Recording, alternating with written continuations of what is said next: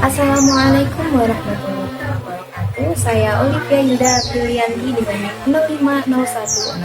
0501012208. Kelas HKI 2A, Program Studi Hukum Keluarga Islam Fakultas Syariah dan Hukum Universitas Islam Negeri Sunan Ampel, Surabaya.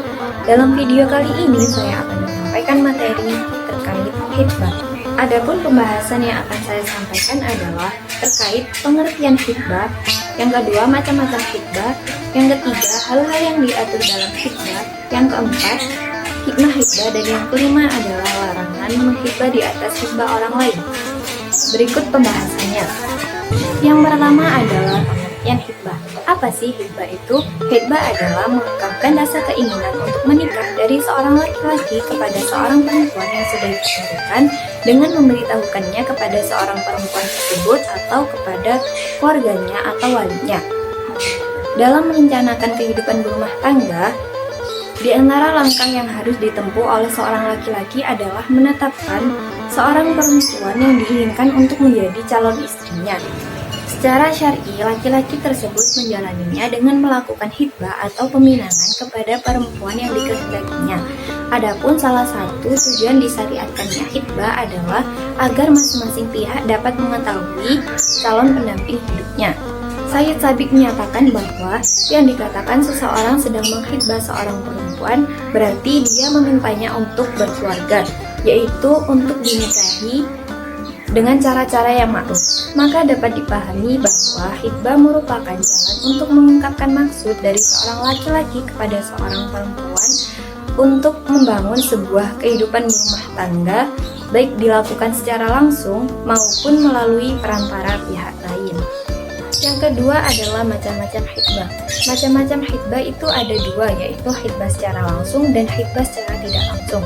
Khitbah secara langsung adalah mengungkapkan rasa keinginan atau rasa senang secara langsung kepada seorang perempuan yang akan dikhitbah dengan adanya unsur soroha atau kejelasan atau keterbukaan, di mana seorang laki-laki itu mengucapkan saya ingin menikahimu. Dan yang kedua adalah khitbah secara tidak langsung. Khitbah secara tidak langsung ini dapat diungkapkan dengan kata-kata sindiran atau kode-kode yang dilakukan oleh laki-laki kepada seorang perempuan yang ingin dikhitbahnya, yaitu dengan mengucapkan kalimat atau mengucapkan kata-kata sepertinya kamu sudah siap untuk menikah, atau tidak ada wanita lain yang seperti dirimu, atau dengan kata-kata sindiran lain yang dapat dipahami maksudnya oleh wanita tersebut bahwa laki-laki itu berkeinginan untuk menikahi dirinya, maka itu diperbolehkan. Dan diperbolehkan bagi seorang wanita untuk menjawab kata-kata sindiran tersebut dengan kata-kata yang berisi sindiran pula. Perempuan yang belum menikah dan perempuan yang sudah menikah dan telah habis masa iddahnya, maka dibolehkan juga untuk dikhitbah secara tidak langsung atau dengan ucapan sindiran.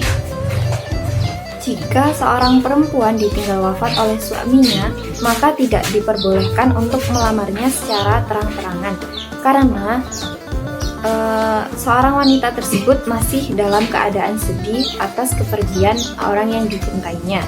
Namun apabila masa iddahnya telah selesai, maka diperbolehkan untuk melamarnya secara terang-terangan. Selanjutnya, hal-hal yang diatur dalam khitbah. Ada dua, yaitu yang pertama, batasan pergaulan kepada calon pengantin setelah khitbah, dan yang kedua adalah batasan pergaulan yang dibolehkan dalam khitbah.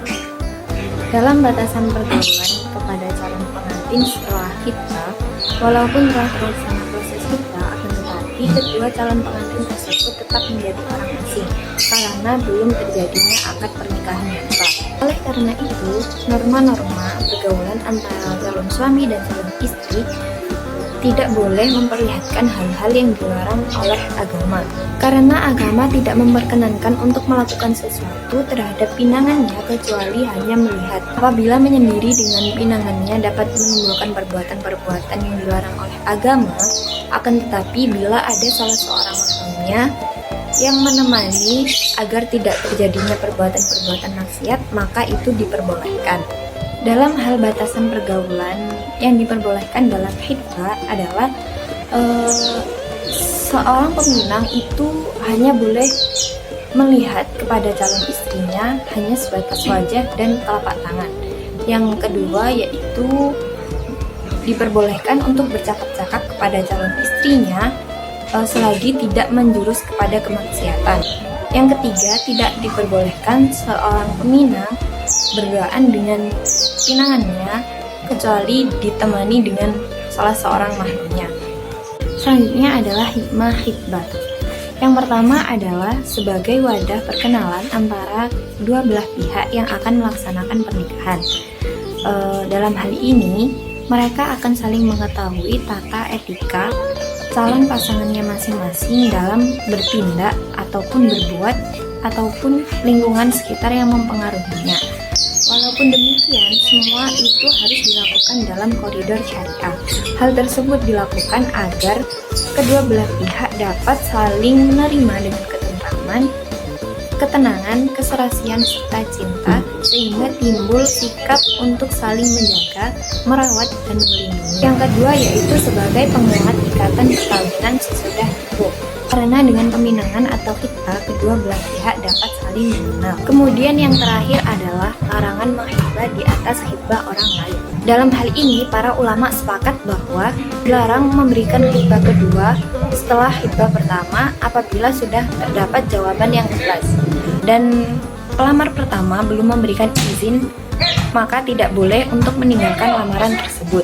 Namun, jika salah satu dari kedua belah pihak tersebut memberikan izin atau menyetujui adanya khitbah kedua, maka diperbolehkan.